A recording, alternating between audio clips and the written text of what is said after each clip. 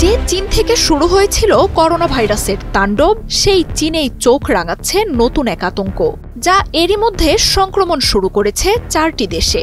সবচেয়ে ভয়ের কারণ, পাশের দেশ ভারতের কর্ণাটক চেন্নাইয়ে হিউম্যান মেটানিউমো বা HMPV ভাইরাসে আক্রান্ত হয়েছেন বেশ কয়েকজন। তবে কি বাংলাদেশেও আছে এই ঝুঁকির তালিকায়?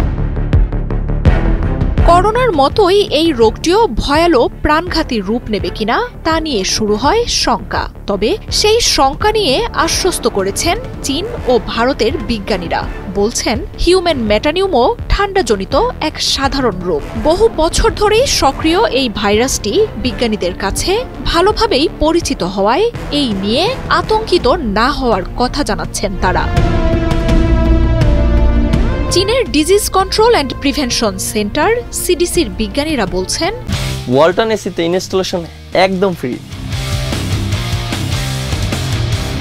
HMPV নতুন কোনো হুমকি নয়। 60 বছরের বেশি সময় ধরে পৃথিবীতে বিস্তার ঘটেছে এই ভাইরাসটির। 2001 সালে ইউরোপীয় দেশ নেদারল্যান্ডসে প্রথমবারের মতো এই ভাইরাসটি শনাক্ত করা হয়। ঠান্ডার মৌসুমে বিভিন্ন দেশেই বিস্তার ঘটে ভাইরাসটির।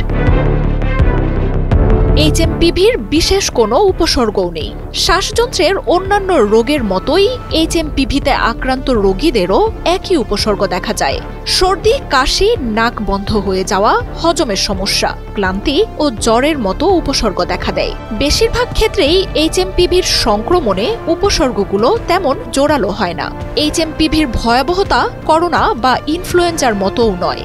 বেশিরভাগ ক্ষেত্রে আক্রান্তের 1 সপ্তাহের মধ্যেই রোগটির উপসর্গ মিলিয়ে যায়। তবে শিশু, বয়স্ক ও রোগ প্রতিরোধ ক্ষমতা কম থাকা ব্যক্তিদের মধ্যে ভাইরাসটির সংক্রমণ জটিল রূপ নিতে পারে, দেখা দিতে পারে নিউমোনিয়া। তাই এসব ব্যক্তিদের চিকিৎসকের পর্যবেক্ষণে রাখার পরামর্শ দেওয়া হয়েছে। তবে জ্বর বা মাথা ঘুরলেই কেউ যেন নিজেকে HMPV আক্রান্ত মনে না করেন, সেই ব্যাপারেও সতর্ক করেছেন বিজ্ঞানীরা। করোনার টিকা আবিষ্কার হলেও HMPVর কোনো টিকা বা সুনির্দিষ্ট ওষুধ নেই। ভাইরাসটিতে আক্রান্ত হলে পর্যাপ্ত বিশ্রাম, পুষ্টিকর এবং নিয়মিত খাবার গ্রহণের পরামর্শ দেওয়া হয়েছে। আর রোগের সংক্রমণ ঠেকাতে মাস্ক পরা, ঘন ঘন হাত ধোয়া এবং পরিষ্কার পরিচ্ছন্ন থাকার কথা জানাচ্ছেন বিজ্ঞানীরা। এছাড়াও আলো বাতাস সরবরাহ নিশ্চিত করা এবং জনবহুল স্থান এড়িয়ে চলার কথাও জানান তারা। HMPVর কারণে হাসপাতাল, মর্গে তিল ধারণের ঠাঁই নেই। সামাজিক যোগাযোগ মাধ্যমে ছড়িয়ে পড়া এমন দাবিগুলো নাকচ করে দিয়েছে চীন।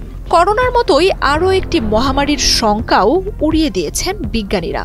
মাস্ক পরা এবং জনবহুল স্থান এড়িয়ে চলার পরামর্শ দিলেও লকডাউনের কোনো সম্ভাবনাও আপাতত নেই।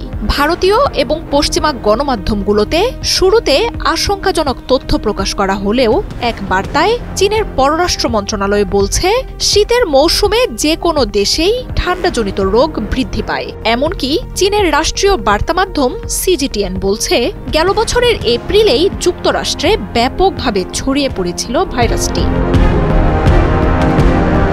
ভারতেরও কর্ণাটক, চেন্নাইয়ে শনাক্ত হয়েছে ভাইরাসটি। তবে দেশটির বিশেষজ্ঞরাও বলছেন, ভারতে আক্রান্ত ব্যক্তিদের চীন বা অন্য দেশের সঙ্গে কোনো সংস্পর্শ নেই। বিশ্বজুড়েই ভাইরাসটির অস্তিত্ব আছে, তাই আশঙ্কারও কিছু নেই। মার্জিয়া উপমা, ৭১।